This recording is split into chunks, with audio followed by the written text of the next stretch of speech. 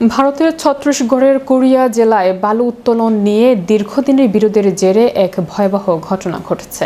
দুটি ট্রাকের মাঝে আটকে একটি ফরচুনার এসইউভি গাড়িকে পেট্রোল ঢেলে আগুন ধরিয়ে দেওয়া হয়। এতে আগুনে পুড়ে গাড়িতে থাকা ৩ জনের মৃত্যু হয়েছে। নিহতদের মধ্যে রয়েছে বিজেপির নেতা ও সাবেক জনপথ পঞ্চায়েত সভাপতি ভারত সিং। তিনি লাল্লা সিং নামেও পরিচিত ছিলেন।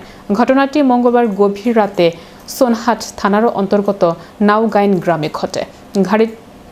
গাড়িটির সামনে ও পেছনে ট্রাক দাঁড় করিয়ে তাদের বের হওয়ার পথ বন্ধ করে দেওয়া হয়। এরপর গাড়িটিতে আগুন ধরিয়ে দেওয়া হয়। গাড়ির ভেতরেই জীবন্ত দগ্ধ হয়ে মারা যান ভারত সিং। এদিকে আহত মায়াঙ্কর সিং বিলাসপুরের অ্যাপোলো হাসপাতালে চিকিৎসাধীন রয়েছেন। তার মাথা ও মুখে গুরুতর আঘাত লেগেছে এবং তার অবস্থা আশঙ্কাজনক। এলাকায় উত্তেজনা বিরাজ করায় বিপুল সংখ্যক পুলিশ মোতায়েন করা হয়েছে।